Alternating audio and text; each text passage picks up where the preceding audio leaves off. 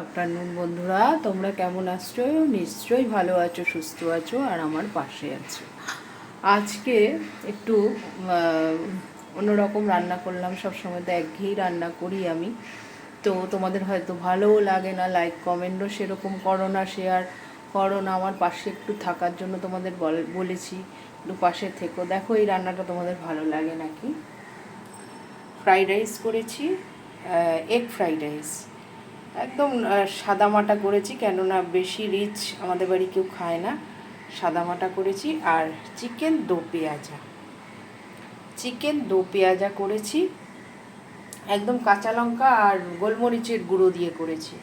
একদম প্লেন করেছি, মানে বেশি ঝাল খেতে চাইছে না কেউ বাড়িতে। একটু এই যে একদম চিকেন দো পেঁয়াজা করেছি, একদম ঝাল কম দিয়ে, কাঁচা লঙ্কা গোলমরিচের গুঁড়ো দিয়ে, দই আর গোলমরিচের গুঁড়ো দিয়ে মেখে রেখে দিয়েছিলাম।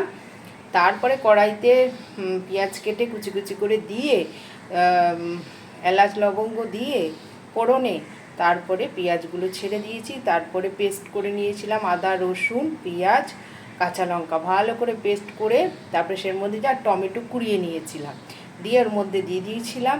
দিয়ে কষিয়ে নুন হলুদ, আমার মশলা বানানো ছিল, সেইটা হচ্ছে ধনে আর জিরের গুঁড়ো, ভালো করে মিক্সড করে শুকনো খোলায় ভেজে ওটার মধ্যে দিয়ে, তারপরে একটু ঘি গরম মশলা নুন হলুদ দিয়ে ভালো করে কষিয়ে নামিয়ে নিয়েছি। কেমন হয়েছে জানিও, পাশে থেকো, সাথে থেকো, আমার বেল আইকনটা সাবস্ক্রাইব করে দিও। Thank you.